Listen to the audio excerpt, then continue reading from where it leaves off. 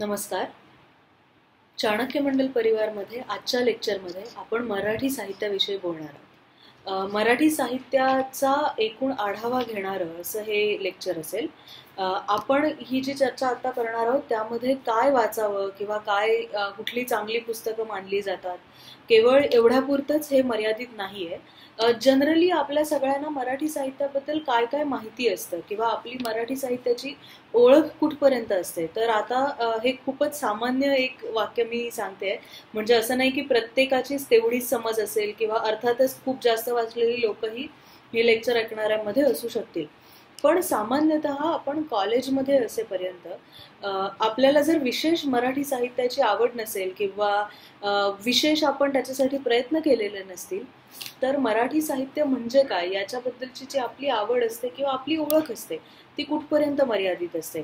तर साधारण 8वी 9वी 10वी मध्ये आपण जर मराठी माध्यमात शिकलेलो असू तर आपल्याला बालभारती आणि कुमार भारतीच्या पुस्तकांमध्ये वेगवेगळ्या साहित्यिकांचे लेख, कविता, गाणी, गोष्टी या आलेल्या असतात. याच्यामध्ये काही कादंबऱ्यांचे अंश असतील, अशा स्वरूपाचं ज्ञान असतं आणि आपण साधारणतः जे वाचलेलं असतं त्यात आणि हे केवळ माझ्या मनाचं नाहीये तर बऱ्याच वृत्तपत्रांनी सुद्धा जे वेगवेगळ्या वेळी सर्वेज केले त्याच्यातून सुद्धा असं लक्षात आलं किंवा आपण जर पुस्तकांच्या दुकानामध्ये गेलो आणि तिथे सगळ्यात जास्त खपली गेलेली पुस्तकं कुठली हे बघितलं तर आपल्याला असं कळतं की एक ठराविक साच्यातल्या काही गोष्टी, काही पुस्तकं, त्यामध्ये काही ठरलेले लेखक यांना खूप जास्त मागणी आहे.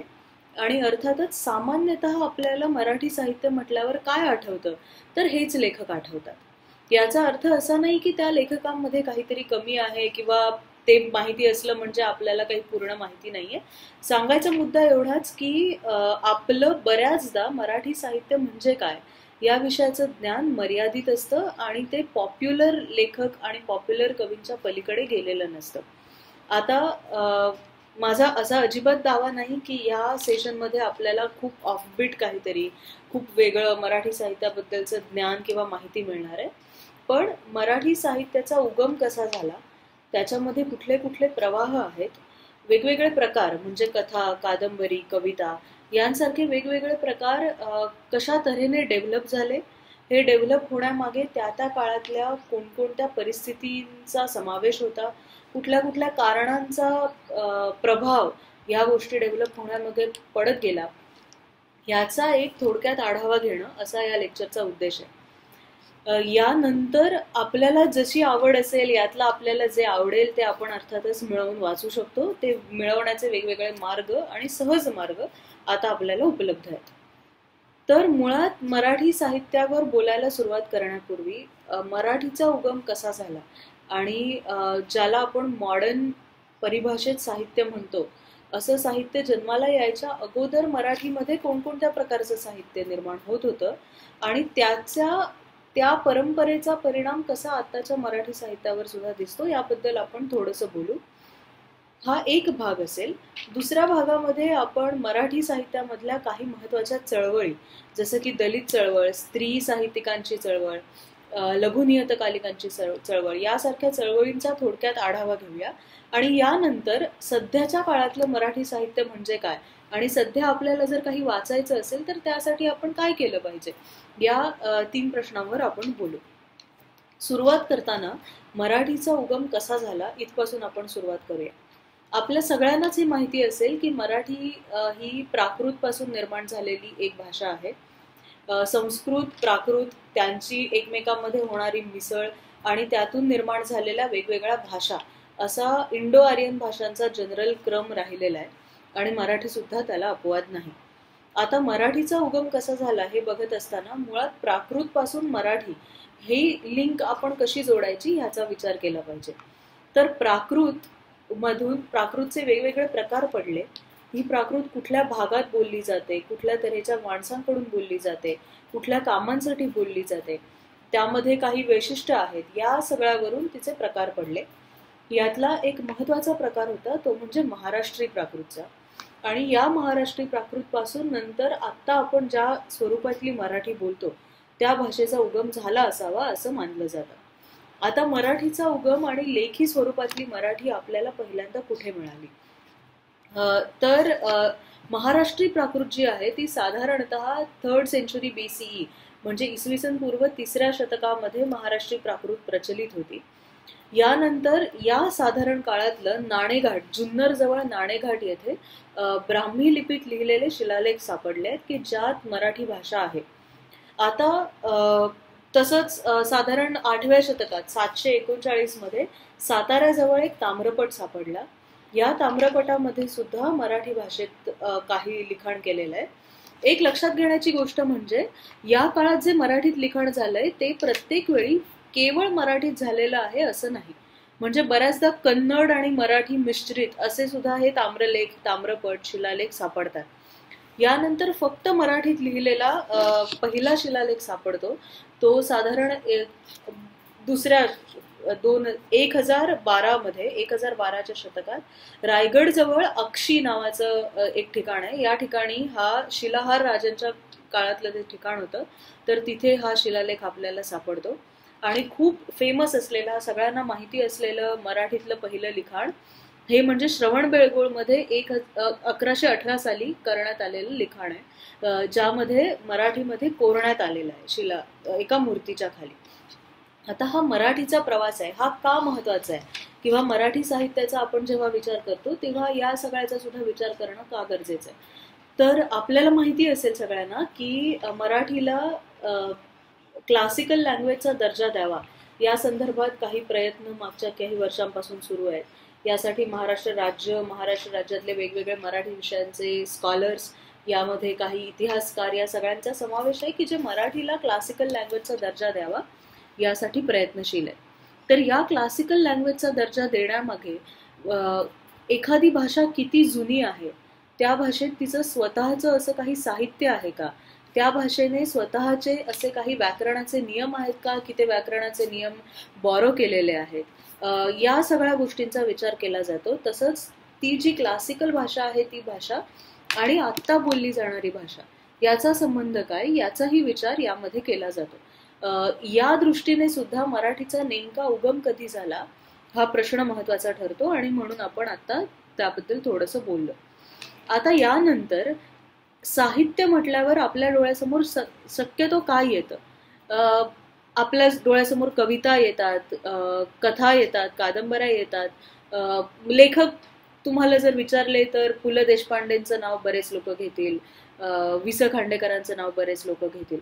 तर हे जे आहे हे नवीन काळातलं, ज्याला आधुनिक साहित्य म्हणता येईल अशा तऱ्हेचं साहित्य. पण मुळात मराठीत साहित्य निर्मितीला कधीपासून सुरुवात झाली आणि मुळात साहित्य निर्मितीला सुरुवात कशी होते, यासाठी साहित्य म्हणजे काय हे समजावून घेणं आपल्यासाठी खूप गरजेचं आहे. तर साहित्य म्हणजे आपल्या मनात आलेले विचार एका विशिष्ट पद्धतीने आपण कागदावर मांडतो, किंवा आता हे मी कागदावर मांडतो म्हणते तिथेही माझ्या असं लक्षात येत आहे की छपाईची सुरुवात आणि साहित्याची सुरुवात या दोन वेगवेगळ्या गोष्टी आहेत. लिखाणाची सुरुवात आणि साहित्याची सुरुवात या सुद्धा दोन वेगवेगळ्या गोष्टी आहेत. उदाहरण अगदी आधुनिक काळातलं घ्यायचं झालं तर आपण बहिणाबाईंचं उदाहरण घेऊ शकतो. बहिणाबाईंच्या कविता या लिखित स्वरूपात फार नंतर आल्या. याचा अर्थ असा नव्हे की त्याला साहित्य गणलं जाऊ शकत नाही. तर या सगळ्या दृष्टिकोनातून पाहता मुकुंदराजाने लिहिलेला विवेक सिंधू हा मराठीतला पहिलं साहित्य निर्मितीचा प्रकार मानला जातो. यामध्ये वेदांचा अर्थ आणि वेदांताचं ज्ञान हे साध्या भाषेमध्ये, वैदिक धर्माचा अर्थ साध्या भाषेत त्याचा एक स्वतःचा अन्वयार्थ लावणं, हे काम मुकुंदराजांनी विवेक सिंधूमध्ये केलं. यानंतर मराठीतलं पहिलं लिखाण म्हणजे विवेक सिंधू ही जर आपण पोएट्री मानली, कविता मानली, तर प्रोज, लिखित स्वरूपातलं, गद्य स्वरूपातलं लिखाण म्हणजे माहिमभटाने लिहिलेलं लीळाचरित्र. लीळाचरित्रामध्ये काय आहे आपल्या सगळ्यांना माहिती आहे. चक्रधर स्वामी आणि त्यांचे शिष्य यांचा आलेले अनुभव, चक्रधर स्वामींची शिकवण ही एकत्रित केलेली आहे लीळाचरित्रामध्ये माहिमभटांनी. हे साधारण 1238च्या सुमाराचं ही निर्मिती आहे. आता लीळाचरित्रामध्ये एक शीर्षक, त्याच्या खाली असणारी एक लीळा म्हणजे जी गोष्ट आहे, आणि त्यानंतर त्या गोष्टीचं जणू तात्पर्य असावं अशा स्वरूपाची लीळाचरित्राची मांडणी आहे. यानंतरचा सगळ्यात महत्वाचा टप्पा मराठी साहित्यामध्ये जो येतो तो म्हणजे साधारण 13व्या ते 16व्या शतकामधला सगळ्यांना आपल्याला माहित असलेला संत साहित्याचा टप्पा. या संत साहित्यामध्ये अर्थातच सगळ्यात प्रथम ज्ञानेश्वरी, भावार्थ दीपिका, अमृतानुभव या सगळ्यांचा संत ज्ञानेश्वरांनी लिहिलेल्या हे मराठीतलं सगळ्यात महत्त्वाचं पहिलं साहित्य मानता येईल. अर्थातच विवेक सिंधू आणि लीळा चरित्र यांना पहिलं प्रोज आणि पहिली पोएट्री हे आहे. त्यानंतर संत साहित्यामधलं सगळ्यात सुरुवातीचं साहित्य हे संत ज्ञानेश्वरांचं आहे. इथे सुद्धा एक महत्वाची गोष्ट आपण अशी लक्षात घेऊ की ज्ञानेश्वरांच्या साहित्याची निर्मिती का झाली, तर या उद्देशांचा जर आपण विचार केला तर आपल्याला असं दिसतं की संस्कृतमध्ये बंदिस्त असलेलं ज्ञान हे सामान्य लोकांना मिळालं पाहिजे, या दृष्टीने संत ज्ञानेश्वरांनी आपल्या साहित्याची निर्मिती केलेली आहे. माझ्या मराठाची बोलू कौतुके, परी अमृता तेही पैजा जिंके, असं जेव्हा संत ज्ञानेश्वर म्हणतात तेव्हा ते काहीतरी भूमिका घेत असतात. म्हणजे साहित्य, विशेषतः मराठीतलं साहित्य हे सुरुवातीपासून कुठल्या तरी एका विशिष्ट भूमिकेशी निर्माण झालेलं साहित्य असल्याचं आपल्याला जाणवतं. आता यामध्ये सुद्धा वेगवेगळे प्रवाह पुढे पडले आणि साहित्य मुळात कुठली तरी भूमिका घेऊन लिहिलं जायला पाहिजे का, साहित्य निर्मिती मागे काही उद्देश असला पाहिजे का, हा खूप मोठ्या चर्चेचा विषय आहे. त्यामध्ये आपण सध्या जायला नको. पण संत साहित्याचा जर आढावा घेतला तर आपल्याला मात्र हे नक्की दिसतं की त्याच्या मागे एक विशिष्ट भूमिका आहे आणि ही भूमिका अन्यायाविरुद्ध आवाज उठवायची आहे.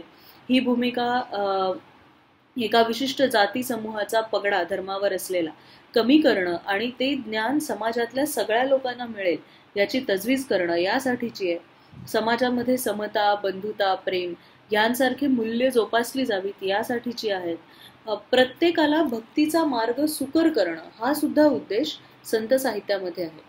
मग त्यात ज्ञानेश्वर, त्यानंतर एकनाथांची भारुडं, संत तुकारामांचे अभंग, संत रामदासांचं लिखाण या सगळ्याचा समावेश संत साहित्यामध्ये होतो. याशिवाय जनाबाई, मुक्ताबाई, संत चोखामेळा, संत नामदेव या सगळ्यांनी केलेलं लिखाण ते अभंगांच्या स्वरूपात जे संकलित करण्यात आलं त्यांचा सगळ्यांचा समावेश हा संत साहित्यामध्ये होतो. ही पार्श्वभूमी असताना 16व्या शतकापर्यंत साधारण आपण पोहोचतो आणि त्यानंतर आपल्याला एक टप्पा दिसतो, तो म्हणजे पंडिती साहित्याचा. पंडिती साहित्य हे काय आहे आणि पंडिती साहित्यावर कशाचा प्रभाव आहे, तर 17व्या शतकानंतर जेव्हा मराठेशाहीचं राज्य म्हणजे शिवाजी महाराजांचं राज्य हे संपवून यानंतर आता पेशवेशाहीचा अंमल सुरू झाला, यानंतर पुण्यामध्ये आणि पेशव्यांच्या जिथे जिथे केंद्र होती अशा ठिकाणी राजाश्रय देण्यात आला. काही कवींना काही वेळा देण्यात आला, काही वेळा नाही. तर या काळामध्ये संस्कृतचा बराच प्रभाव असणारं काव्य मोठ्या प्रमाणावर निर्माण करण्यात आलं आणि याला आपण पंडिती काव्य असं म्हणतो. या पंडिती काव्यामध्ये मग रघुनाथ पंडित असतील, मोरोपंत असतील, मोरोपंतांची केकावली असेल, या सगळ्याचा समावेश होतो. आता हे वेगवेगळे प्रकार काय आहेत, म्हणजे एकाला आपण अभंग म्हणतो, एकाला ओवी म्हणतो. हे सगळे आपण एखाद्या कवितेची, एखाद्या काव्याची रचना कशी करतो, त्यामध्ये किती वाक्य, किती ओळी आहेत, प्रत्येक ओळीमध्ये किती शब्द आहेत, त्यांच्या यमकांचे प्रकार काय आहेत, या सगळ्यावर आधारित हे वेगवेगळे प्रकार पडतात. त्यांच्या रचनांचे काही साचे आहेत, यानुसार हे अभंग, ओवी इत्यादी प्रकार आपण पाडू शकतो. आता पंडिती काव्यांच्या जर प्रेरणा आपण बघितल्या की पंडिती काव्य कसं निर्माण झालं, तर पंडिती काव्यामध्ये मुख्यतः आपल्याला असं दिसतं की जी संस्कृत मधली गाजलेली नाटकं होती यांचं रूपांतर मराठीमध्ये पंडिती काव्यामधून बऱ्याचदा करण्यात आलं. नल दमयंती स्वयंवर हे त्यातलं एक उदाहरण आपल्याला दिसू शकतं. तर उपमा खूप मोठ्या प्रमाणावर पंडिती साहित्यामध्ये वापरण्यात आल्या. विशिष्ट प्रकारची शब्दरचना करून मोहक अशी रचना निर्माण करणं हा पंडिती साहित्याचा उद्देश असल्याचा किंवा हा पंडिती साहित्याचा एकंदरीत प्रकार असल्याचं आपल्याला दिसतं. आणि यानंतरचा जो टप्पा येतो तो आत्ताच्या आपण जे डिस्कशन करतोय त्याच्यासाठी महत्वाचा आहे आणि तो म्हणजे आधुनिक मराठी साहित्याची सुरुवात. आता आधुनिक म्हणताना आपण असा विचार नको करायला की ते 18व्या शतकातलं आहे तर ते आधुनिक कसं. इथे आधुनिक याचा अर्थ जेव्हापासून आपल्याला नवीन मराठी साहित्याची एक सलग मांडणी करण्यात येते, ते कशा तऱ्हेने वाढलं जोपासलं गेलेलं असू शकेल, त्याच्यामध्ये कुठल्या कुठल्या गोष्टींचे इन्फ्लुएन्स मराठी साहित्यावर पडले, याचा जेव्हा आपण विचार करतो तेव्हा आधुनिक मराठी साहित्य हा एक महत्वाचा टप्पा येतो. इथे झालेला एक महत्वाचा बदल आपण असा लक्षात घ्यायला हवा की आपण जेव्हा आधुनिक मराठी साहित्याची तुलना करतोय तेव्हा इंग्रजांचं राज्य भारतावर आलेलं आहे. हे का महत्वाचं आहे, तर आपण कुठल्या परिस्थितीमध्ये राहतो, कुठल्या परिस्थितीचा आपल्यावर परिणाम होतो याचा थेट परिणाम आपण कशा तऱ्हेचे साहित्य निर्माण करतो याच्यावर होत असतो. त्यामुळेच इंग्रजांचं भारतामध्ये येणं, त्यामुळे समाजात झालेले बदल याचा महत्वाचा परिणाम मराठी साहित्यावर सुद्धा झालेला आहे.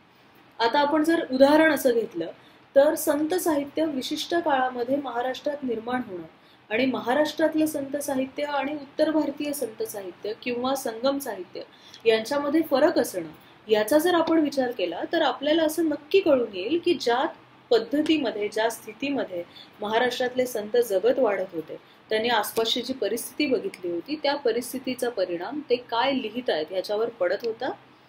आता साहजिकच तोच परिणाम तशाच तऱ्हेने पुढील काळात सुद्धा आपण जेव्हा 18व्या शतकाबद्दल बोलतो तेव्हाही होतो. इथे आता एक महत्वाची गोष्ट लक्षात घेतली पाहिजे, ती म्हणजे इंग्रजांच्या येण्यानंतर भारतात छपाईला सुद्धा सुरुवात झाली होती. आता डॉक्टर विल्यम कॅरे याने बंगालमध्ये श्रीरामपूर इथे पहिल्यांदा छपाईला सुरुवात केली आणि त्यानंतर तेव्हाच्या मुंबई इलाख्यात म्हणजे बॉम्बे प्रॉव्हिन्समध्ये सुद्धा छपाईला सुरुवात झाली होती आणि आधुनिक साहित्य निर्मितीमध्ये ही एक खूप महत्वाची घटना आहे. आता जेव्हा आपण छापलेलं पहिलं मराठी पुस्तक असा विचार करतो तेव्हा एक लक्षात घेतलं पाहिजे की मिशनरी जे भारतात आले होते त्यांच्या धर्मप्रसाराच्या गरजेतून सुद्धा मराठीतलं पहिलं साहित्य निर्माण झालंय. त्यामुळे सुरुवातीचं काही प्रकारचं साहित्य हे ख्रिश्चन धर्मप्रसारासाठी निर्माण केलेलं, बायबलचं मराठी भाषांतर असेल, येशू ख्रिस्ताच्या लहान गोष्टी असतील लहान मुलांना सांगितलेल्या, अशा स्वरूपाचं साहित्य सुरुवातीच्या काळामध्ये मोठ्या प्रमाणावर निर्माण करण्यात आलं. याच्यानंतर काही कोश म्हणजे ज्याला आपण डिक्शनरी म्हणतो अशी निर्माण करण्यात आल्या. त्याच्यामध्ये मोल्सवर्थचा कोश, केनेडीचा कोश, मराठी भाषेचा कोश हे काही महत्वाचे कोश किंवा डिक्शनरीज होत्या. आता थोडा विचार केला तर आपल्यालाही कळेल की याची गरज आपल्याला का पडली. तर ब्रिटिश किंवा युरोपीय भारतात आलेले आहेत, त्यांना भारतावर राज्य करायचं आहे. महाराष्ट्र हे त्यात मराठी, तेव्हा महाराष्ट्र हे राज्य नव्हतं पण मराठी बोलणारे लोक हा त्याचा एक महत्वाचा भाग आहे आणि त्यामुळे दळणवळणासाठी, एकमेकांमधल्या संवादासाठी सुद्धा मराठी कोश निर्माण करणं हे फार गरजेचं काम होतं आणि ते युरोपियन लोकांनी भारतात सर्वात प्रथम केलेलं आहे. त्यामुळे मराठी, आधुनिक मराठी साहित्याची सुरुवात ही एका अर्थाने ब्रिटिश आणि युरोपीय लोक भारतात आल्यानंतर झाली आणि त्याचा त्याच्यावर इन्फ्लुएन्स होता असं म्हणायला सुद्धा हरकत नसावी. आता हे सुरुवातीच्या काळातलं लहान मुलांच्या गोष्टींच्या स्वरूपातलं असणारं, धर्मप्रसारार्थ असणारं साहित्य हे सोडलं तर यानंतर जे परिणाम झाले त्याचा मराठी साहित्यावर कसा परिणाम झाला याची काही उदाहरणं जर आपण बघितली तर आपल्याला असं दिसतं की मराठी साहित्यामध्ये आपल्याला वेगवेगळ्या तऱ्हेचे अनुभव आले त्या काळात आणि त्याचा थेट परिणाम झालेला दिसतो.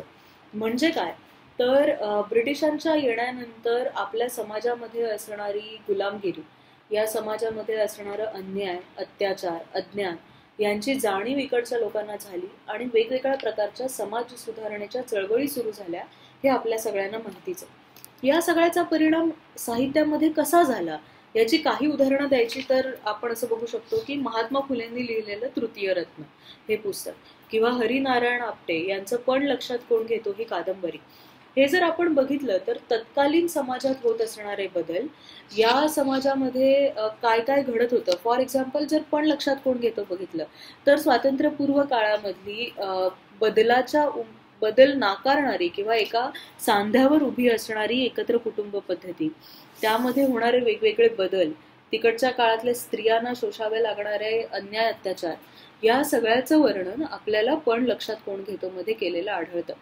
अशा स्वरूपाचं यमुना पर्यटन हे पुस्तक जे एका कादंबरीच्या स्वरूपामध्ये बाबा पदमजी यांनी लिहिलं प्रवास वर्णन. हे प्रवास वर्णन काय आहे तर हा केवळ एक माणूस महाराष्ट्रातून उत्तरेमध्ये फिरायला गेला, तीर्थयात्रेला गेला एवढाच प्रवास नाहीये, तर याच्यामध्ये ख्रिश्चन धर्मांतराचा सुद्धा उल्लेख येतो. म्हणजे एका माणसाचा फक्त भौतिक प्रवास नाही तर आध्यात्मिक प्रवास सुद्धा यमुना पर्यटन या प्रवास वर्णनामध्ये आहे.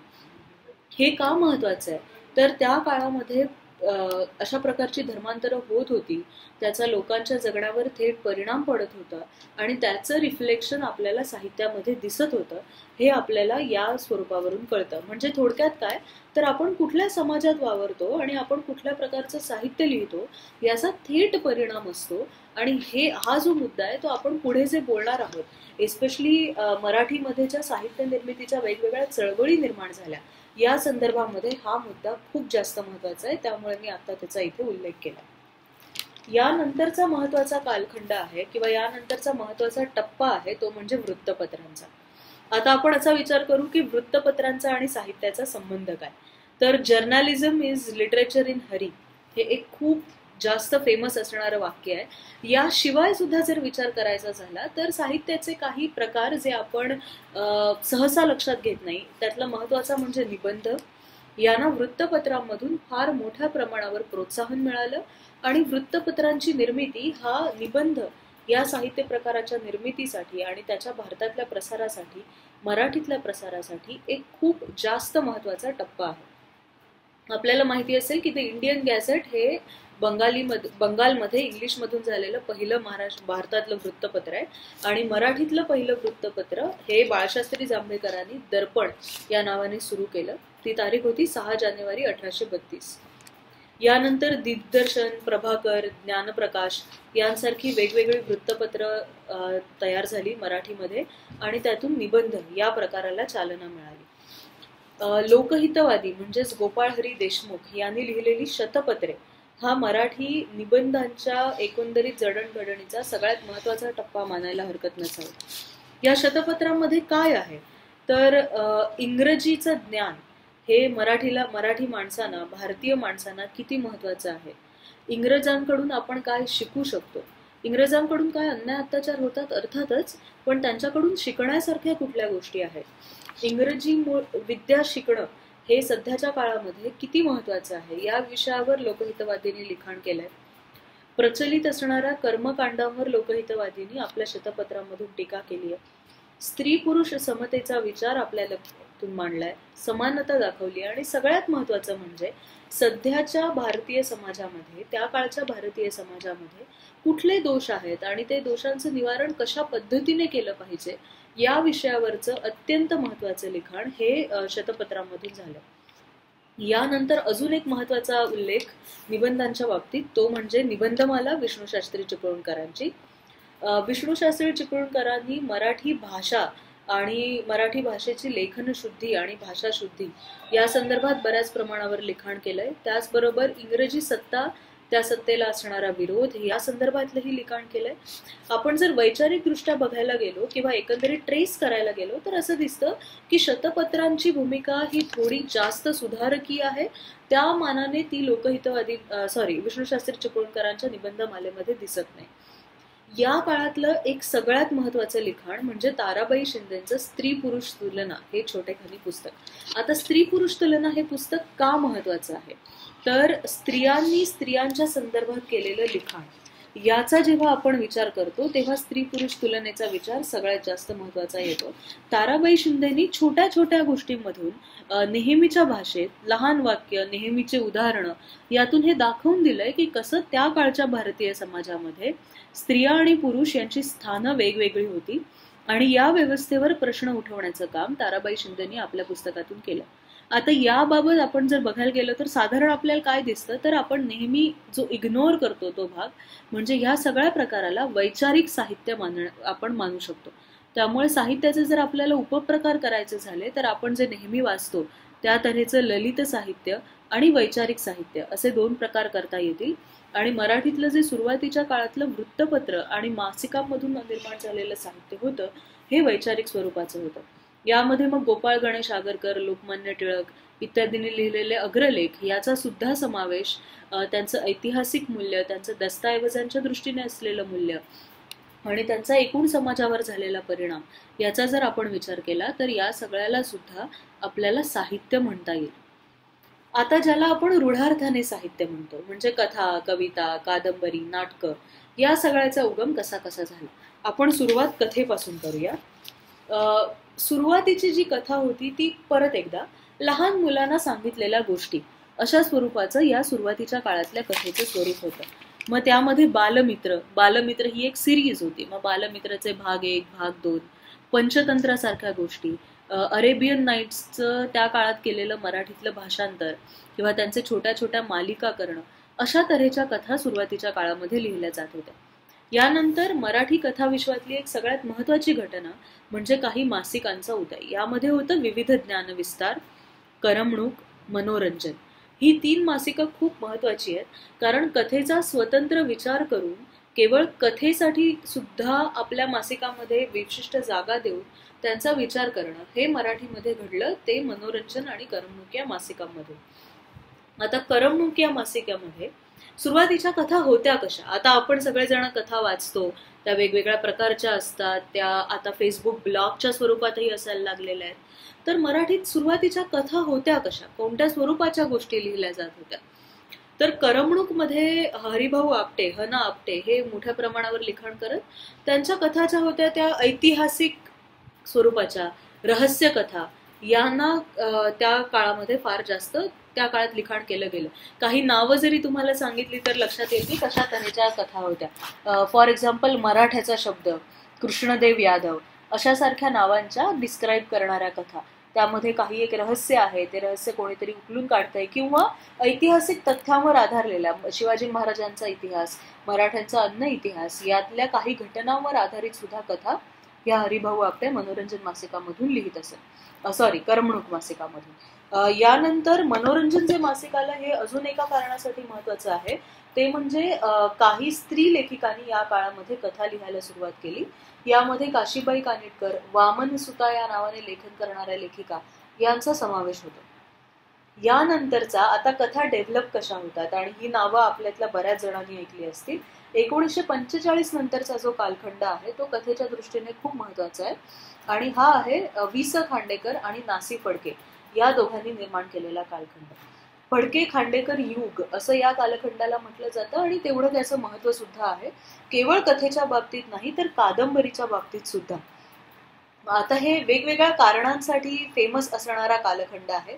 एकतर नवीन आधुनिक तंत्राची कथा या काळामध्ये निर्माण झाली, पहिला मुद्दा.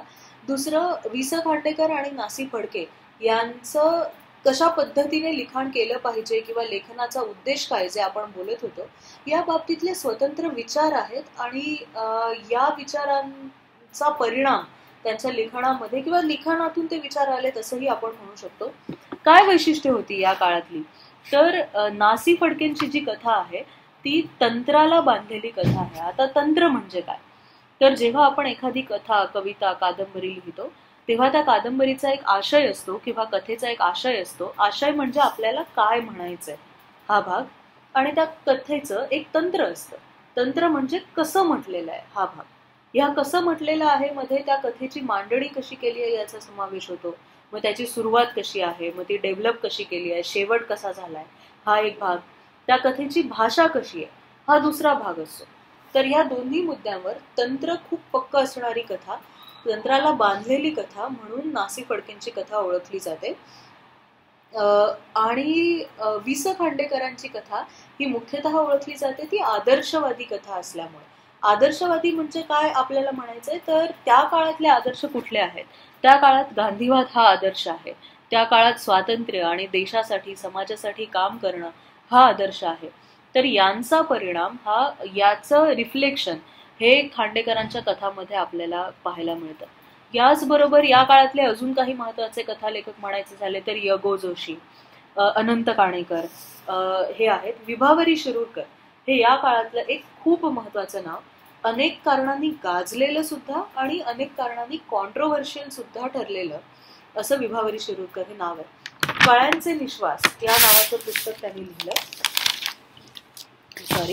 या कळ्यांचे निश्वास मध्ये वेगवेगळ्या तऱ्हेने ज्यांना समाजामध्ये रूढार्थाने मान दिला जात नाही अशा वेगवेगळ्या महिलांचे, मग त्या कुमारी माता असतील, त्या लग्न न केलेल्या प्रौढ मुली असतील, अशा वेगवेगळ्यांचे अनुभव, अशा वेगवेगळ्यांना कशा तऱ्हेने समाजात वागवलं जातं, त्यांच्या काय समस्या आहेत, या पद्धतीचं लिखाण विभावरी शिरूरकरांनी केलं. अशा तऱ्हेचं लिखाण पहिल्यांदाच मराठीत होत होतं. त्यामुळे ते प्रचंड प्रमाणात गाजलंही आणि त्या काळाच्या मानाने त्याच्यावर टीका सुद्धा झाली. यानंतरच्या कथांमधला महत्वाचा टप्पा येतो तो नवकथांचा. आता नवकथा म्हणजे काय, तर दुसऱ्या महायुद्धानंतर समाजात जे वेगवेगळ्या प्रकारचे बदल झाले त्या बदलांचे परिणाम अर्थातच भारतात आणि महाराष्ट्रात सुद्धा जाणवले. माणसांचं जीवन वेगवेगळ्या तऱ्हेने बदलून गेलं दुसऱ्या महायुद्धानंतर. याच्याच आसपास भारताला स्वातंत्र्य सुद्धा मिळालं, त्यामुळे सुद्धा समाज जीवनात काही बदल झाले. आता मराठीतली लोक, महाराष्ट्रातली लोक ही शहरांमधून सुद्धा मोठ्या प्रमाणावर राहू लागली होती. मुंबई हे अर्थातच एक मोठं शहर होतं. या सगळ्याचा परिणाम कथांमध्ये दिसणं गरजेचं होतं. हा एक मुद्दा. दुसरा मुद्दा असा की आता आपण कुठल्या पद्धतीने बोलतो. फॉर एक्झाम्पल, आपण ह्या सगळ्याला नवकथा म्हणतोय, पण या काळातली भाषा जर आपण वाचली तर आता आपण जगताना आपल्याला ती भाषा आपल्यातली नाही वाटणार. तसंच त्या काळामध्ये सुद्धा काळाला रिलेव्हंट असणाऱ्या भाषेत होणारं लिखाण हे फार जास्त गरजेचं होतं. आणि यामुळे ज्या कथांची निर्मिती झाली, ज्यांच्या प्रेरणा ह्या नवीन काळामध्ये असणारे संघर्ष, नवीन काळात असणाऱ्या समस्या यांच्यावर आधारलेल्या आहेत, अशा ज्या कथा निर्माण झाल्या त्यांना नवकथा म्हणतात. मराठीतले नवकथांच्या निर्मितीतले 4 सगळ्यात महत्वाचे लेखक म्हणजे गंगाधर गाडगीळ, अरविंद गोखले, उभा भावे आणि व्यंकटेश माडगूळकर. या 4 लोकांनी नवकथा निर्माण केल्या, वाढवल्या, त्यांना मान्यता मिळवून दिली असं म्हटलं तरी हरकत नसावी. या नवकथांमध्ये होतं काय, तर आता ह्या कथा समाजाभिमुख न राहता व्यक्तिकेंद्री बऱ्याच प्रमाणावर व्हायला लागलेल्या होत्या. म्हणजे काय, तर आपण ब्रॉड उदाहरण म्हणून घेतलं तर वि स खांडेकरांच्या कथामधला जो नायक असायचा आणि मुख्यतः तो नायकच असायचा, तर हा नायक हा समाजासाठी काहीतरी करू इच्छिणारा, उच्च ध्येय बाळगणारा अशा तऱ्हेचा असेल. आणि एकंदरीत कथा ह्या त्या एखाद्या घटनेभोवती बांधलेल्या असत. नवकथांमध्ये एखाद्या व्यक्तीला काय वाटतंय, तिच्या मनामध्ये काय विचार आलेले असू शकतात, त्या व्यक्तीला जगताना काय अडचणी आलेल्या असू शकतात यांचा सुद्धा विचार व्हायला लागला. त्यामुळे एका समाजाकडून व्यक्तीला काय वाटतं, इकडचा प्रवास आणि तिच्या मनामध्ये काय चाललेलं असू शकेल या तऱ्हेची मांडणी नवकथांमध्ये करण्यात आली. यानंतर अजून एक गोष्ट म्हणजे शहरी जीवन आणि शहरी वागणूक यांचं सगळ्यात पहिल्यांदा रिफ्लेक्शन जे दिसलं ते नवकथांमध्ये दिसलं. मग अत्यंत गर्दीमध्ये राहणारी लोक, तिथे त्यांच्या असणाऱ्या इच्छा आकांक्षा, त्यांना लागणारे सुरुंग, त्यांना कसं त्यातून समस्यांना सामोरं जावं लागतं, या सगळ्याचं वर्णन नवकथांमध्ये होतं. आणि एक महत्वाचा टप्पा म्हणजे 1960 नंतर झालेल्या कथा, ज्यामध्ये कमल देसाई आहेत, जी ए कुलकर्णी आहेत, विजय तेंडुलकर, चिंत्र्या खानोलकर यांसारख्या लेखकांचं लिखाण जे 1960च्या नंतर झालं, हा एक मराठीतल्या कथांमधला एक महत्वाचा टप्पा आहे. आपण मराठी साहित्यातले वेगवेगळे प्रवाह जेव्हा बघू तेव्हा अजून डिटेलमध्ये बघणार आहोत. पण याच काळात दलित कथा आणि ग्रामीण कथा यांचं सुद्धा फार जोरकसपणे लिखाण साधारण 60 नंतरच्या काळामध्ये व्हायला लागलं. आपण स्वतंत्रपणे जेव्हा मराठी साहित्यातले प्रवाह बघणार आहोत तेव्हा याचा विचार करू. आता कथांनंतर आपण यामध्ये काय करतोय, तुम्ही जर लक्षात घेतलं असेल तर अगदी अलीकडचं जे साहित्य आहे साधारण 80-90च्या दशकानंतरचं, त्याचा विचार आता आपण करत नाही आहोत. एकंदरीत मराठी साहित्याची निर्मिती आणि त्याच्या इतिहासाचा आढावा आपण आता घेतो. तर कथांनंतर आपण आता कादंबरीकडे वळू. कादंबरी म्हणजे काय, पहिली कादंबरी कुठली, या चर्चेमध्ये आता न जाता साधारणतः एक कथासूत्र घेऊन, एका गोष्टीचा धागा घेऊन त्याभोवती जेव्हा एक मोठं लिखाण केलेलं असतं तेव्हा त्याला आपण कादंबरी म्हणतो. एवढी ढोबळ व्याख्या सुद्धा जरी आपण आता डोळ्यासमोर ठेवली तरी ती पुरेशी आहे. तर यमुना पर्यटन ही पहिली मराठीतली कादंबरी मानण्यात येऊ शकते. आपण यमुना पर्यटन बद्दल आत्ताच काही वेळापूर्वी बोललो होतो. सुरुवातीच्या कादंबऱ्या होत्या कशा, तर सुरुवातीच्या कादंबऱ्या ह्या अद्भुत होत्या, ऐतिहासिक होत्या. म्हणजे जे कथांमध्ये सापडतं तेच आपल्याला कादंबरीमध्ये सुद्धा बघता येतं. हरिभाऊ आपटे हे पुन्हा एकदा कादंबरी लिखाणातलं सगळ्यात महत्वाचं नाव होतं. यामध्ये जग हे असे आहे, पण लक्षात कोण घेतो, मायेचा बाजार यांसारख्या कादंबऱ्या हना आपटेंनी लिहिल्या. यानंतर सामाजिक कादंबरी असा सुद्धा आपल्याला एक विचार करता येईल. सामाजिक कादंबरीमध्ये श्री व्य केतकर हे महत्वाचं नाव आहे. पुढील काळात श्रीम माटे हे सुद्धा महत्वाचं नाव आहे. तर केतकरांनी लिहिलेली ब्राह्मण कन्या ही एक महत्त्वाची सामाजिक कादंबरी मानण्यात येऊ शकते. आणि यानंतर अर्थातच आपण बोललो त्याप्रमाणे नासी फडके आणि वि स खांडेकर ह्या दोघांनी लिहिलेल्या कादंबऱ्या ह्या अत्यंत लोकप्रिय झालेल्या, आपल्या सगळ्यातल्या बऱ्याच लोकांनी सुद्धा या कादंबऱ्या वाचलेल्या असू शकतील. आणि साधारणतः आपण आता ज्याला फॅन फॉलोईंग म्हणतो आणि डेडिकेटेड फॅन फॉलोअर्स वेगवेगळ्या लेखकांचं आपण आता बघतो, हे पहिल्यांदा कधी घडलं असू शकेल मराठीत, तर फडके आणि खांडेकरांच्या काळामध्ये आपण असं म्हणू शकतो की या कादंबऱ्यांचे डेडिकेटेड फॅन फॉलोअर्स होते. आणि ह्या दोघांचीही लिखाणाची, कुठले विषय मांडतोय, ते कशा पद्धतीने हाताळतोय, याची एक विशिष्ट स्टाईल होती आणि ती डेव्हलप झालेली होती. याबद्दलची आपण डिटेल चर्चा, तंत्र म्हणजे काय, ही आपण केली कथांच्या बाबतीत, त्यामुळे आता ते पुन्हा बघण्याची काही गरज नाहीये. यानंतर कादंबऱ्यामधला एक खूप महत्वाचा टप्पा म्हणजे ग्रामीण कादंबऱ्या आणि मनोविश्लेषणात्मक कादंबऱ्या.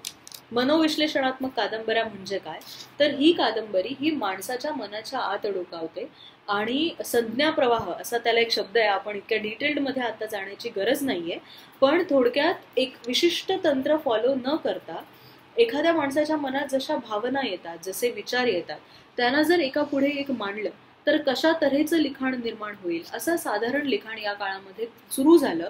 पुढच्या काळात याची सुरुवात बासी मर्ढेकर, जे एक आधुनिक काळातले महत्वाचे कवी आहेत, यांनी केली असं मानण्यात येतं. आणि यामधले महत्वाचे लेखक जर आपण बघितले तर विश्राम बेडेकर हे यामधले महत्वाचे लेखक आहेत. रणांगण ही खूप गाजलेली कादंबरी, फडके खांडेकर काळानंतरची प्रचंड गाजलेली रणांगण ही कादंबरी ही मनोविश्लेषणात्मक पद्धतीची कादंबरी आहे असं आपण म्हणू शकतो. यानंतर लक्षात घेण्याचा मुद्दा म्हणजे आता ग्रामीण साहित्य. ग्रामीण साहित्यामध्ये ग्रामीण कादंबरीमध्ये रवा दिघेंनी लिहिलेली पानकळा ही कादंबरी, किंवा प्रादेशिक साहित्याचा जर विचार केला तर श्रीना पेंडसेंनी लिहिलेले एल्गार, गारंबीचा बापू, तुंबाडचे खोत यांसारख्या कादंबऱ्या यांचा समावेश होतो.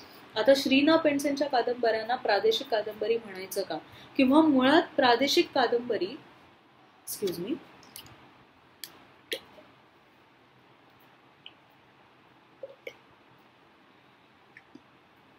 मुळात प्रादेशिक कादंबरी असा एक वेगळा विचार करण्याची गरज आहे का. प्रादेशिक कादंबरी म्हणजे काय, तर एखाद्या विशिष्ट प्रदेशाला ज्या कादंबरीमध्ये खूप महत्व आहे अशा कादंबरीला प्रादेशिक कादंबरी म्हणता येईल. फॉर एक्झाम्पल, आपण जर तुंबाडचे खोत या कादंबरीचा विचार केला तर तुंबाड हे उत्तर कोकणामध्ये असलेलं रत्नागिरीच्या आसपासचं गाव आणि त्या परिसरामध्ये घडणारे प्रसंग याला या कादंबरीत स्थान आहे. आणि तुंबाड हे फक्त एक बॅकग्राऊंड न राहता कादंबरीमध्ये ते एक महत्वाचं स्थान घेतं. पण एखादी कादंबरी एका प्रदेशावर आधारित आहे म्हणजे ती प्रादेशिक ठरते का, हा खूप मोठ्या चर्चेचा मुद्दा आहे. आणि मला असं वाटतं की प्रत्येकाने विशिष्ट कादंबऱ्या वाचून आपापला निर्णय या बाबतीत करणं हे जास्त योग्य आहे. श्रीना पेंडसेंप्रमाणेच ठोकळ, गोनी दांडेकरांनी लिहिलेलं माचीवरला बुधा, शितू, पडघवली यांसारख्या कादंबऱ्या यांचा सुद्धा समावेश या काळातल्या ग्रामीण किंवा प्रादेशिक कादंबऱ्यामध्ये करता येईल. परंतु माझं वैयक्तिक असं मत आहे की या कादंबऱ्या, पानकळा असेल किंवा पडघवली असेल, माचीवरला बुधा असेल, या केवळ प्रादेशिक कादंबऱ्या किंवा केवळ ग्रामीण कादंबऱ्या अशा स्वरूपात त्यांच्याकडे बघणं हे काही फारसं योग्य नाहीये. यानंतर ऐतिहासिक कादंबऱ्यांचा एक फार मोठा प्रवाह आहे, तो अगदी पॉप्युलरही आहे, तो आतापर्यंत वेगवेगळ्या लेखकांनी हाताळलेला आहे. यामध्ये रणजित देसाई असतील किंवा अगदी आत्ताचे विश्वास पाटील असतील, जुन्या काळातलं आपण थोडं बघायला गेलं तर नास इनामदार असतील, या सगळ्यांनी लिहिलेल्या ऐतिहासिक फिक्शन असं ज्याला आपण म्हणू शकतो, ऐतिहासिक तथ्यावर आधारलेल्या परंतु काल्पनिक कादंबऱ्या यांचा समावेश हा ऐतिहासिक कादंबऱ्यामध्ये होतो. मराठीतल्या सगळ्यात पॉप्युलर साहित्य प्रकारामध्ये ऐतिहासिक कादंबऱ्या मोडल्या तर काही वावगं ठरू नये. आपल्यातल्या सुद्धा बऱ्याच जणांनी आवडती पुस्तकं किंवा वाचलेली पुस्तकं याच्यामध्ये यातल्या काही पुस्तकांचा समावेश नक्की असू शकेल. यानंतर म्हणजे विश्राम बेडेकरांच्या नंतर कुठल्या कादंबऱ्या, तर एक खूप महत्वाचा टप्पा या काळातला तो म्हणजे जयवंत दळवी, चिंत्र्य खानोलकर, विजय तेंडुलकर यांनी लिहिलेल्या कादंबऱ्या. याच्यामध्ये महानंदा आणि चक्र ह्या जयवंत दळवीच्या कादंबऱ्या असतील. यात नवीन काय घडलं, तर त्या काळामध्ये ज्याला अश्लील सुद्धा मानलं गेलं असे विषय, जे की रूढार्थाने साहित्यामध्ये यापूर्वी आलेले नव्हते, अशी भाषा जी रूढार्थाने साहित्यामध्ये यापूर्वी आलेली नव्हती, ती पहिल्यांदा या लेखकांमुळे मराठी साहित्यामध्ये आली. यामध्ये लैंगिकता, हिंसा, गरिबी, त्याचं वास्तव चित्रण, म्हणजे कुठेही त्याचा उदो न करता किंवा त्याच्याबद्दल कणव्य व्यक्त न करता जसं आहे तसं वास्तव केलेलं चित्रण, रोजच्या जगण्यातली भाषा, वेगळ्या तऱ्हेची मांडणी, या सगळ्याचा समावेश असलेल्या या कादंबऱ्या होत्या. आणि त्यामुळे अर्थातच मराठी कादंबरीला एक नवीन प्रकारची दिशा मिळाली. यानंतरचा एक महत्वाचा भाग आहे तो म्हणजे अस्तित्ववादी कादंबऱ्यांचा. एक्झिस्टेन्शियलिझम असं ज्याला म्हटलं जातं. आणि इंग्लिशमध्ये किंवा भाषांतरित अर्थातच साहित्यामध्ये अल्बर्ट कामू, सार्त्र यांसारखे लेखक हे ज्याचे महत्वाचे लेखक मानले जातात. मेटामॉर्फोसिस सारखी कादंबरी असेल काफकाची, किंवा यासारख्या ज्या कादंबऱ्या आहेत, तर यांचा परिणाम आणि त्या काळामध्ये जे समाजात अतिशय जलद गतीने बदल घडत होते, ग्रामीण भागातून शहराकडे येणारी लोक वाढली होती, शिक्षणाचं प्रमाण वाढलं होतं, जुनी मूल्य, जुन्या संस्था ढासळत चालल्या होत्या, एकंदरीत जगण्यात कष्ट होते, पण ते जुन्या काळातल्या ग्रामीण गरिबीचे कष्ट नव्हते. अशा वेगळ्या काळातलं तरुणांचं जे लिखाण आपण म्हणू शकतो, किंवा त्या काळातल्या तरुणांच्या मनातल्या भावना मांडणारं जे लिखाण म्हणू शकतो, की ज्यात मानवाच्या अस्तित्वाबद्दल सुद्धा काही विचार करण्यात आले, अशा तऱ्हेच्या एका लिखाणाला अस्तित्ववादी लिखाण आपण म्हणू शकतो. मराठीत अस्तित्ववादी लिखाणाची एक सशक्त परंपरा आहे. आणि यामध्ये कमल देसाई असतील, काळा सूर्य आणि हॅट घालणारी बाई यांसारखे कादंबरी, किंवा आपण जर बघायला गेलो तर भाऊपाध्यांचं बॅरिस्टर अनिरुद्ध धोपेश्वरकर ही कादंबरी, वासुनाका, हम मराठे ज्यांचं अलीकडेच निधन झालं, त्या हम मराठ्यांची निष्पर्ण वृक्षावर भर दुपारी, अत्यंत गाजलेली, आपल्यातल्या बऱ्याच लोकांनी वाचली सुद्धा असेल अशी भालचंद्र नेमाडे यांची कोसला, यांसारख्या वेगवेगळ्या कादंबऱ्यांचा समावेश हा अस्तित्ववादी कादंबऱ्यांमध्ये आपल्याला करता येतो. याचा एक सशक्त आणि आतापर्यंत कंटिन्युअस राहिलेला प्रवाह हा मराठी साहित्यामध्ये आहे. यानंतर उल्लेख आवर्जून केला पाहिजे तो म्हणजे राजकीय कादंबऱ्या ज्या अरुण साधूंनी लिहिल्या. यामध्ये मुंबई दिनांक सारखी एक फार महत्वाची कादंबरी, यांचाही समावेश यामध्ये करता येईल. आता कादंबरीकडून आपण वळूया नाटकाकडे. नाटक हे साहित्य कसं असा प्रश्न पडण्याची काही गरज नाहीये, कारण नाटक ही परफॉर्मिंग आर्ट्स असली तरी मुळात नाटकाची संहिता ही लिहिली जाते, आणि त्यामुळे नाटक हा महत्वाचा साहित्य प्रकार आहे. आता या साहित्य प्रकारामध्ये सीता स्वयंवर आणि तृतीय रत्न ही मराठीतली काही पहिली नाटकं मानली जाऊ शकतात. तृतीय रत्न अर्थातच महात्मा फुलेंनी लिहिलेलं. मराठीत सुरुवात नाटकांची जी झाली ती संगीत नाटकांपासून झाली.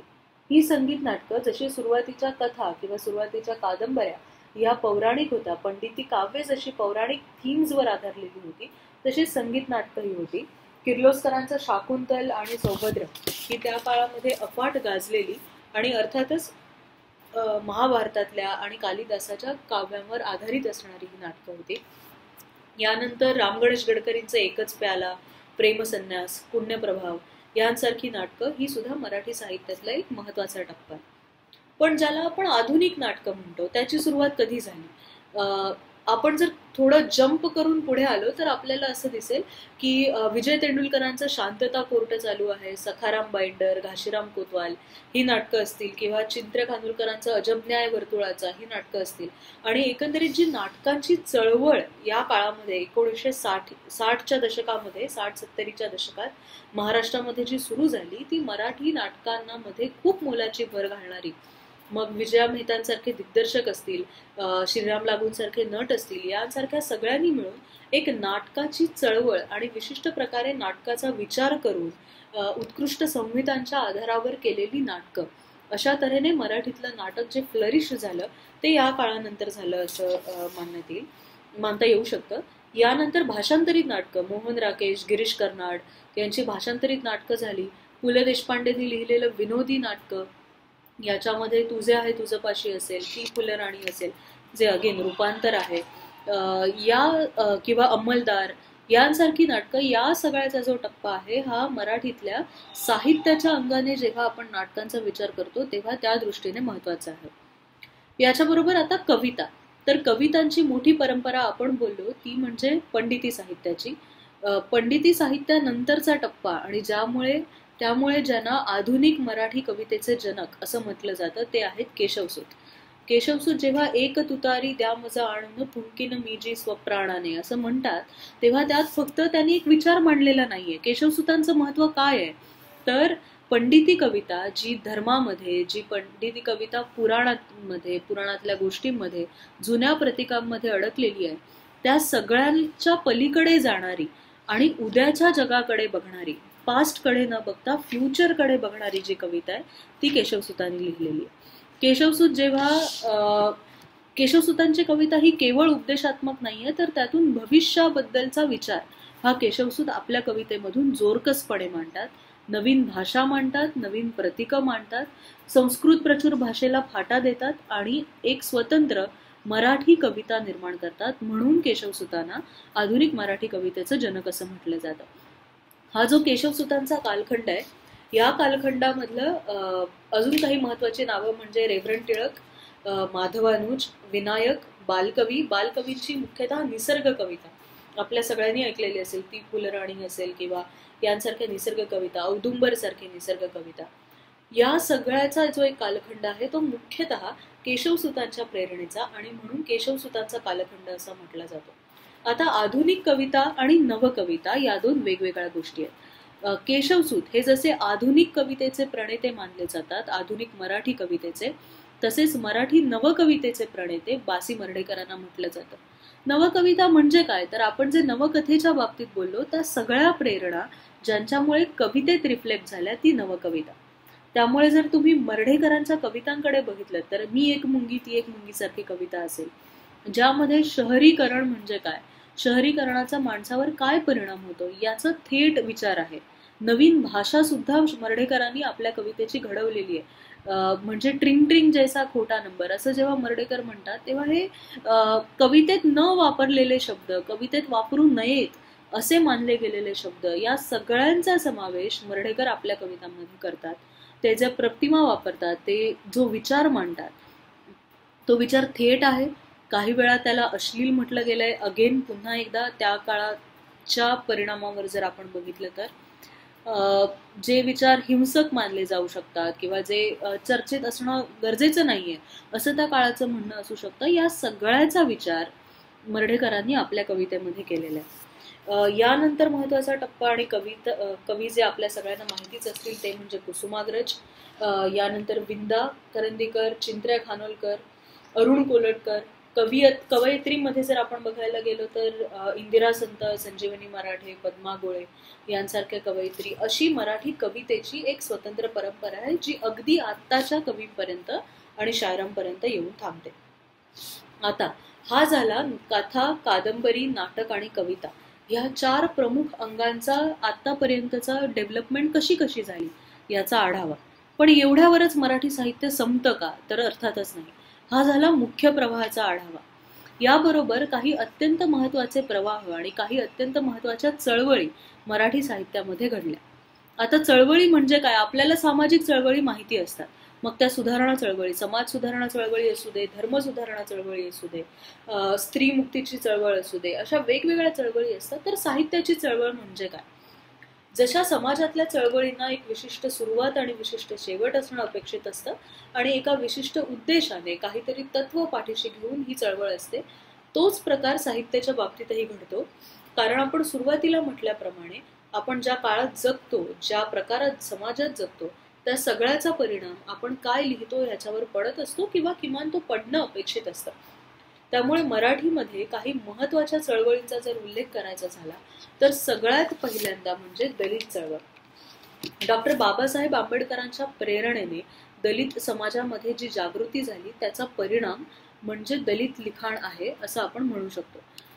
दलित चळवळ म्हणजे काय आणि असं वेगळं लिखाण इतिहास का आहे किंवा ते जनरल नेहमीच्या लिखाणामध्ये का येत नाही, याचं वैशिष्ट्य काय, तर दलित म्हणून जगताना येणाऱ्या अडचणी, तेव्हा होणारे अन्याय आणि अत्याचार, त्याविरुद्ध असणारा संताप सुद्धा आणि त्याविरुद्ध पेटून उठण्याची आणि त्यातून प्रगती करण्याची आशा सुद्धा, या सगळ्याचा परिपाक म्हणजे दलित चळवळींच्या माध्यमातून केलं गेलेलं लिखाण आहे.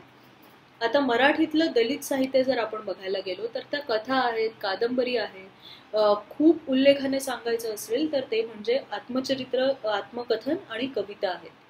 तर यामध्ये कथा कुठल्या, तर अण्णाभाऊ साठेंनी लिहिलेल्या कथा, कादंबऱ्या ह्या दलित साहित्याचा किंवा ज्याला मुख्य प्रवाहात नसणाऱ्या लोकांचं साहित्य असं म्हटलं जाऊ शकेल, एका विशिष्ट कॉन्टेक्स्टमध्येच अर्थात मी म्हणते, तर याचा महत्वाचा किंवा पहिला उल्लेख हा अण्णाभाऊ साठेंच्या कथा आणि कादंबऱ्यांनी झाला असं म्हणता येईल. यानंतर शंकरराव खरात असतील, बाबूराव बागुल असतील, केशव मेश्राम, नंतरच्या काळातले माधव कोंडविलकर, या सगळ्यांचा उल्लेख हा महत्वाचे दलित कथा लेखक म्हणून केला जातो. आता दलित आत्मचरित्र किंवा आत्मकथन ही अन्य आत्मचरित्रांपेक्षा वेगळी ठरतात. ही वेगळी अशासाठी ठरतात की जगताना आलेल्या अडचणी या दलित आत्मकथनामधून जोरदारपणे पुढे येतात. त्याचबरोबर यातून बाहेर पडण्याची आणि त्यातून यशस्वी होण्याची आशा सुद्धा दलित आत्मकथनामधून बाहेर येते. आता ह्याला चरित्र म्हणावं की कथन म्हणावं हा टेक्निकल मुद्दा आहे आणि तो अशासाठी निर्माण होतो की बऱ्याचदा असं दिसून आलंय की जनरली आत्मचरित्र कधी लिहिली जातात, तर आपण विशिष्ट पद्धतीचं आयुष्य, विशिष्ट काळ जगलो, आयुष्याच्या शेवटी लिहिण्याचा प्रकार असं मानलं जातं. दलित आत्मकथन याबाबत मात्र वेगळी आहेत आणि बऱ्याचदा आयुष्याच्या सुरुवातीला तरुणपणी ही लिहिलेली आहे. त्याचं कारणही आपल्याला अर्थातच समजण्यासारखं आहे आणि ते म्हणजे असलेल्या अन्याय अत्याचाराला वाचा फोडणं हे दलित आत्मकथनांचं एक खूप महत्वाचं काम आहे. यामध्ये बलूत, जेव्हा मी जात चोरली होती, मुक्काम पोस्ट देवाचे गोठणे, कोल्हाट्याचं पोर यांसारखी अत्यंत गाजलेली, अत्यंत उल्लेखनीय आणि ज्यांनी स्वतःच्या लिखाणामधून आतापर्यंत मराठी साहित्याच्या मुख्य प्रवाहात कधीही न आलेलं जग हे संपूर्ण समाजासाठी खुलं केलं, अशी अत्यंत महत्वाची साहित्यिक घटना म्हणून आपण दलित आत्मकथनांकडे बघितलं पाहिजे. तसाच प्रकार दलित कवितांचा सुद्धा आहे. यामध्ये नामदेव ढसाळ हे अत्यंत महत्वाचं नाव. त्यांची गोलपिठा हा कविता संग्रह असेल की आतापर्यंत पांढरपेशा समाजाने नाकारलेलं, समाजाच्या कुठल्याही चौकटीमध्ये नसणारा जो समाजाचा भाग आहे याचं जोरकसपणे मांडणी ही नामदेव ढसाळांच्या कवितांमधून झालेली आपल्याला दिसते. यामध्ये नुसतं अन्यायाचं वर्णन नाहीये की हे असं झालं असं ती कविता सांगत नाही. किंवा यापूर्वीच्या कविता जर आपण बघितल्या, फार पूर्वीच्या मराठी कविता किंवा मुख्य प्रवाहातल्या मराठी कविता ज्या एका विशिष्ट चौकटीमध्ये बांधलेल्या आहेत की काय असं वाटू शकेल, ज्यांची एक विशिष्ट भाषा ठरलेली आहे, लय ठरलेली आहे, यातल्या सगळ्या गोष्टी नाकारणारी आणि स्वतंत्रपणे स्वतःची भाषा घडवणारी, स्वतंत्रपणे स्वतःचे नियम घडवणारी अशी ही जोरकस कविता आहे. त्याला उत्तम म्हणजे दलित कवितांमध्ये नामदेव ढसाळ हे सगळ्यात महत्वाचं नाव याच्यासाठी होतं. याचबरोबरच नारायण सुर्वेंची कविता जी कामगारांचं जीर्ण मानते, याचा सुद्धा एक महत्वाचा वाटा मराठी कवितेच्या वाटचालीमध्ये आपल्याला दिसतो. अरुण कोलटकर यांचा सुद्धा आपण इथे उल्लेख, नवीन पद्धतीची कविता, सदानंद रेगे, अरुण कोलटकर यांचा सुद्धा उल्लेख आपण इथे नवीन पद्धतीच्या कवितांमध्ये करू शकतो. आता दुसरा हा एक प्रवाह झाला. आता दुसरा जो प्रवाह आहे तो आहे स्त्री साहित्याचा. आपण बोललो त्याप्रमाणे संत साहित्यामध्ये मोठ्या प्रमाणावर स्त्री संत साहित्यिक आहेत, कवयित्री आहेत. यानंतर ताराबाई शिंदेंचं स्त्री पुरुष समानता याबद्दल सुद्धा आपण बोललेलो आहोत. विभावरी शिरूरकरांबद्दल आपण बोललो. त्यानंतर जेव्हा आपण स्त्री साहित्याबद्दल बोलतो तेव्हा आपण नेमका कोणाचा उल्लेख करत असतो, तर गौरी देशपांडे, मेघना पेठे, कविता महाजन यांसारख्या, अगदी आधुनिक काळापर्यंत जर आपल्याला जायचं असेल तर कविता महाजन यांसारख्या लेखिका ज्यांनी कथा आणि कादंबऱ्यांच्या माध्यमातून अत्यंत सशक्तपणे स्त्री केंद्रित विचार मांडले. आता स्त्रीचं साहित्य म्हणजे फक्त स्त्रियांविषयी लिहिलेलं साहित्य आहे का, तर नाही. मात्र हे आपल्याला मान्य केलं पाहिजे की सुरुवातीचं जे स्त्री साहित्य होतं, अगदी सुरुवातीच्या काळातलं वामन सुता, काशीबाई कानिटकर इत्यादींनी लिहिलेलं साहित्य हे अर्थातच मर्यादित परिघातलं स्त्री साहित्य होतं. यामध्ये स्त्रियांना येणारे अनुभव, घरगुती गोष्टी, कौटुंबिक गोष्टी, त्या संदर्भाने येणारे अनुभव यांचा उल्लेख स्त्री साहित्यामध्ये होता. आणि स्त्री मुक्तीचं साहित्य जे ताराबाई शिंदेपासून सुरू होऊन अगदी अलीकडच्या काळापर्यंत येतं, यामध्ये विविध थरातल्या स्त्रियांना येणारे वेगवेगळे अनुभव आणि स्त्रियांची समाजाकडे पाहण्याची दृष्टी या संदर्भातले लिखाण हे स्त्रियांच्या साहित्यामधून केलेलं आढळतं. म्हणजे गौरी देशपांडेचे एक एक पान गळावया यांसारखं पुस्तक असेल किंवा थांग, दुस्तर हा घाट यांसारख्या कादंबऱ्या असतील, यामधून एक स्त्री लेखिका समाजाकडे कसं बघते ह्याचा विचार आपल्याला यातून झालेला आढळतो. आता महत्वाचा मुद्दा असा येतो की साहित्य म्हणजे काय हे कोणी ठरवलं, साहित्य कुठल्या भाषेत असायला पाहिजे हे कोणी ठरवलं, आणि अर्थातच या अशा वेगवेगळ्या चळवळी का निर्माण झाल्या. यातली एक या प्रश्नांकडे जाण्यापूर्वी एक महत्वाची चळवळ म्हणजे लघु नियतकालिकांची चळवळ. लघु नियतकालिका म्हणजे काय, तर नियतकालिक म्हणजे काय आपल्याला माहिती आहे की विशिष्ट काळाने निघणारं मासिक असू शकेल, पाक्षिक असू शकेल, दर आठवड्याने निघणारं साप्ताहिक असू शकेल, असं एखादी गोष्ट की जी दर विशिष्ट काळाने निर्माण होते. ही लघु नियतकालिका जी होती ती प्रस्थापित जे काही नियतकालिकांचा व्यवहार होता त्यांना छेद देण्यासाठी म्हणून 60च्या दशकामध्ये सुरू झाली. यामध्ये असो, आता, शून्य अशी वेगवेगळी ही लघु नियतकालिकांची नावं होती. या लघु नियतकालिकांनी काय केलं तर एक विशिष्ट तऱ्हेने साहित्य असलं पाहिजे असं म्हणणारी प्रस्थापित झालेली जी काही व्यवस्था होती त्याला आवाज देण्याचं काम या लघु नियतकालिकांनी केलं. यातून निर्माण झालेले जे काही कवी आहेत किंवा यात सहभागी असणारे कवी आहेत त्यांचा मराठी साहित्याला नवीन दिशा देण्यामध्ये कवी आणि लेखक महत्वाचा वाटा आहे. ही काय नावं आहेत, जर आपण नावं जरी बघितली तरी आपल्याला लक्षात येईल की 1960 किंवा 70च्या दशकानंतरचं जे महत्वाचं साहित्य मानलं जातं त्यामध्ये लघु नियतकालिकांच्या निर्मितीचा किती महत्वाचा वाटा आहे. उदाहरणार्थ अरुण कोलटकर, भालचंद्र नेमाडे, नामदेव ढसाळ, वसंत आबाजी डहाके, सतीश काळसेकर, दीपू चित्रे यांसारखी लोक ही या लघु नियतकालिकांच्या चळवळीमध्ये सहभागी होती. यांनी प्रस्थापित व्यवस्थेविरुद्ध बंड करण्याचं काम त्या काळात केलं आणि नवीन विचार, नवीन मांडणी म्हणजे काय तर मांडणीचे प्रयोग, एका कुंडलीच्या स्वरूपात असणारा लेख किंवा कविता, यासारखे वेगवेगळे प्रयोग की जेणेकरून साचलेला जो विषय आहे मराठी साहित्याचा त्याला वाट मिळेल, यासारखे प्रयोग या लघु नियतकालिकांच्या चळवळीने केले. आता आपण असा विचार करूया की काय वाचायचं किंवा कुठली भाषा महत्वाची आहे आणि ती साहित्य कुठल्या भाषेत लिहिलं गेलं पाहिजे असा विचार आपल्या बऱ्याचदा मनात येऊ शकतो. तर या संदर्भात जर आपल्याला बोलायचं असेल तर साहित्याची एक ठरलेली भाषा असत नाही आणि ती असू नये. तसा जेव्हा आपण आग्रह करतो साहित्य एका विशिष्ट भाषेत लिहिलं गेलं पाहिजे, एक विशिष्ट भाषा ही प्रमाण भाषा असते इथपर्यंत आपण चर्चा करायला हरकत नाही. आणि ही प्रमाण भाषा असते म्हणजे काय तर लिखाणाच्या सोयीसाठी एक शासकीय पातळीवर किंवा लिखाणासाठी नियम काही मान्य केलेले असतात आणि या नियमांना धरून एक विशिष्ट फॉर्मल भाषा असते. ही भाषा सुद्धा कशी निर्माण होते तर विविध बोलींमधली जी डॉमिनंट बोली असते त्यातून ही भाषा निर्माण होते असं आपण म्हणू शकतो. किंवा राज्य ॲज इन स्टेटचा ज्या भाषेला पाठिंबा असतो ती भाषा सुद्धा प्रमाण भाषा असते असं आपण म्हणू शकतो. याचा अर्थ अन्य भाषा ह्या प्रमाण भाषा नाहीत असा अर्थ होत नाही आणि एकच भाषा श्रेष्ठ आहे किंवा ती योग्य आहे असा अर्थ तर बिलकुल होत नाही. प्रमाण भाषा म्हणजे ज्या भाषेमध्ये औपचारिक लिखाण घडलं जाऊ शकतं आणि ज्याला व्याकरणाचे नियम आहेत आणि जी भाषा लिहिली जाते ती भाषा, किंवा ज्या भाषेमधून विज्ञान किंवा अन्य ज्ञानाची निर्मिती मोठ्या प्रमाणावर होते ती भाषा, इथपर्यंतच आपलं हे बोलणं मर्यादित असू शकतं. बोली भाषा किंवा मराठीच्याच वेगवेगळ्या बोली यांना साहित्यामध्ये अर्थातच महत्वाचं स्थान आहे आणि या सर्व बोलीमधून निर्माण झालेलं साहित्य, उदाहरण घ्यायचं झालं तर बहिणाबाईंनी लिहिलेल्या कविता ज्या अहिराणीमध्ये आहेत यांना मराठीमध्ये अत्यंत महत्वाचं स्थान आहे. नजीकच्या काळामध्ये वेगवेगळी नाटकं सुद्धा वेगवेगळ्या प्रादेशिक भाषांमध्ये निर्माण झाली. त्यामुळे एकच भाषा, त्या भाषेचा कट्टर आग्रह, शुद्ध आणि अशुद्ध भाषा हा एक विनोदी प्रकार, यांसारख्या गोष्टींना भाषांच्या व्यवहारामध्ये जर आपल्याला मराठीतलं साहित्य वाढवायचं असेल, ते अजून समृद्ध करायचं असेल तर शुद्ध आणि अशुद्ध भाषा असा एक मुळातच कृत्रिम असणारा हेका सोडून देणं गरजेचं आहे.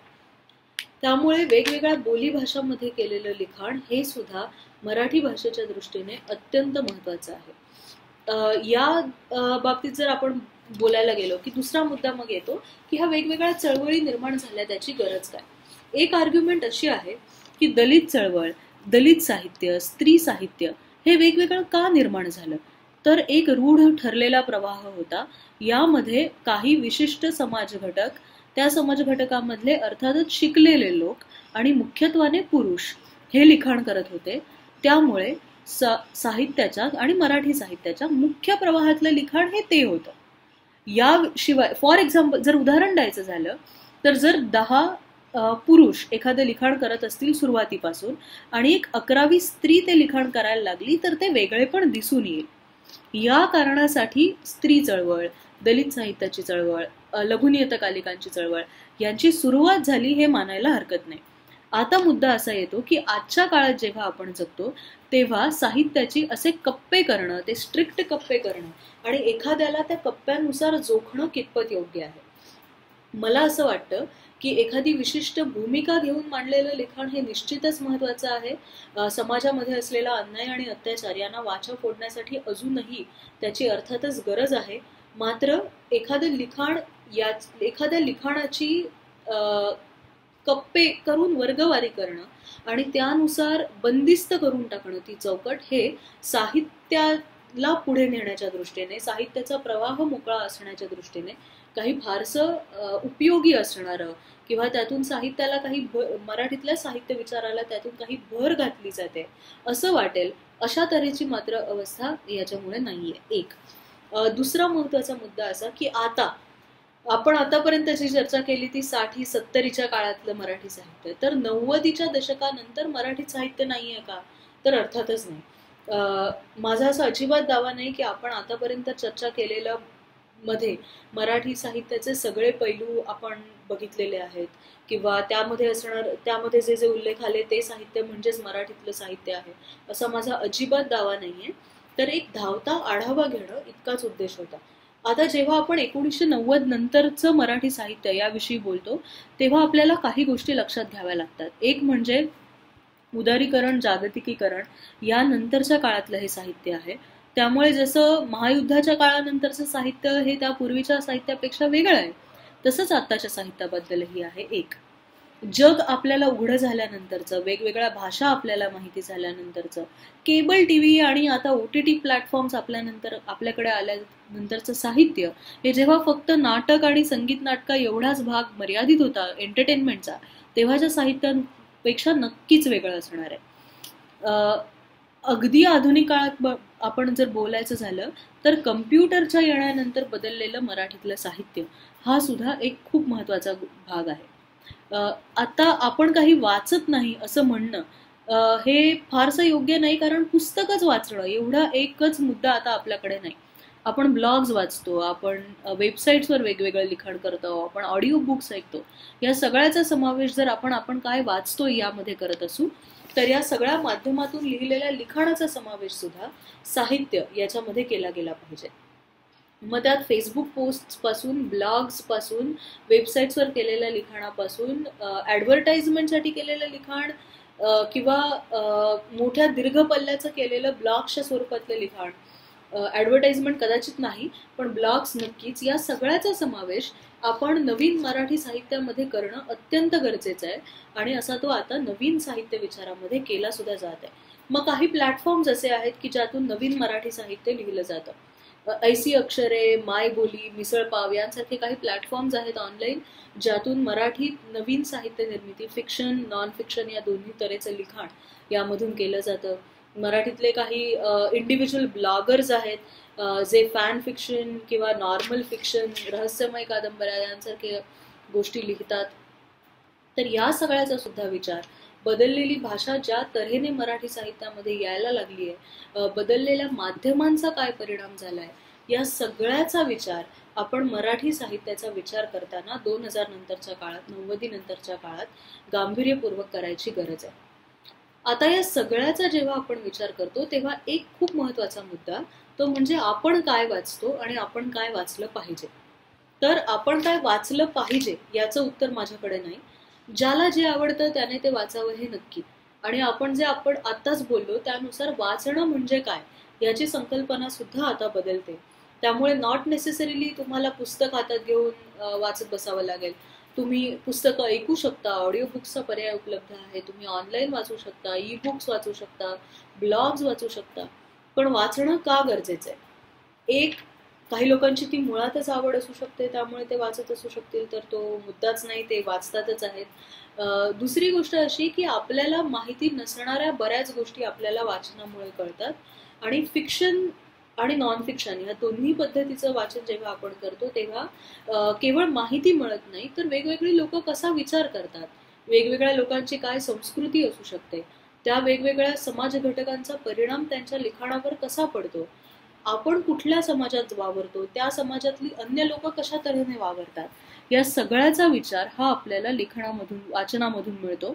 आणि म्हणून आपल्या रोजच्या जीवनात वाचन हा महत्वाचा भाग असणं गरजेचं आहे.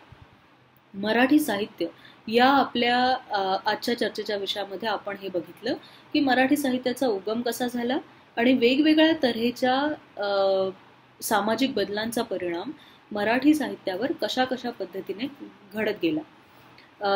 यानंतर यातल्या कुठल्याही गोष्टी महत्त्वाच्या तुम्हाला वाटल्या असतील, इंटरेस्टिंग वाटल्या असतील, तर तुम्ही आधी वाचत असाल ते कंटिन्यू कराल, किंवा यातून नवीन काही गोष्टी मिळाल्या आणि त्याचा तुम्हाला शोध घ्यायचा असेल तर ऑनलाईन पर्याय आपल्याला उपलब्ध आहेत. मराठी विश्वकोश आहेत, मराठी लेखकांची यादी आहेत, साहित्य परिषदेचे काही ऑनलाईन तुम्हाला रिसोर्सेस अवेलेबल होतील. या सगळ्या माध्यमातून आणि अर्थातच फेसबुक, ब्लॉग्स या माध्यमातून आपण आपलं मराठी साहित्य या विषयाचं ज्ञान आणि या विषयाची आवड इथून पुढेही जोपासत राहूया. Thank you.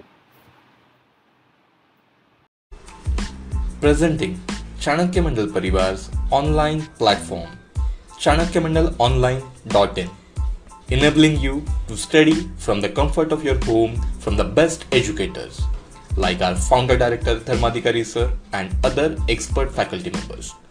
Thousands of MCQs for practice, mock test of UPSC MPSC standards to build your confidence levels. All these hundreds of hours of videos, question banks and notes now are available only at rupees 10,000. Yes, you heard it right. Only rupees 10,000 if you register before 10th of May. And for MPSC, perhaps this is the only full video course available anywhere. So don't wait, follow the process given on the screen and kickstart your journey with confidence. Enroll now, stay home, stay safe, happy learning.